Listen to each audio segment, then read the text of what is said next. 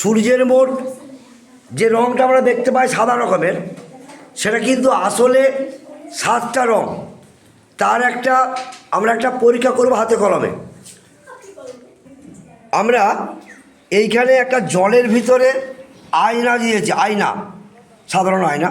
সে আয়নাতে রোদ পড়েছে, রোদ পড়ে সেখান থেকে কি হয়েছে দেখি আমরা দেখতে পাচ্ছি সেই রঙটা হয়েছে কেমন।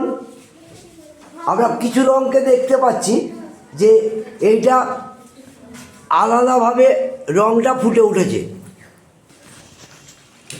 তাহলে আমরা দেখে নাও, এই যে এখানে একটা আমরা দেখতে পাচ্ছি 7টা রঙ, ঠিক আছে। আবার আরেকটা আমরা দেখতে পাবো, দেয়ালে পড়েছে। এইখানে আমরা একটা দেখাচ্ছি, এইখানে একটা পটি পড়েছে। কিসের মাধ্যমে পড়লো? এইটা কি? এই যে কাচের মতন, এইটাকে কি বলা হলো? কী নাম বলেছিলাম? প্রিজম। এই প্রিজমের মধ্য দিকে যখন আলোটা এসে পড়ছে, আমরা দেখতে পাচ্ছি ওইখানে 7টা রঙ পুরো ভাগ হয়ে গেছে। এই 7টা রঙ কী কী আমরা এখানে লিখেছি। কী কী?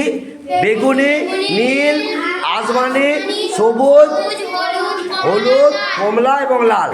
আমরা এখানে দেখতে পাচ্ছি রঙগুলো পড়েছে। এইটা সূর্যের আলোটা কিসের মাধ্যমে গেল? এটাকে কি বলেছি?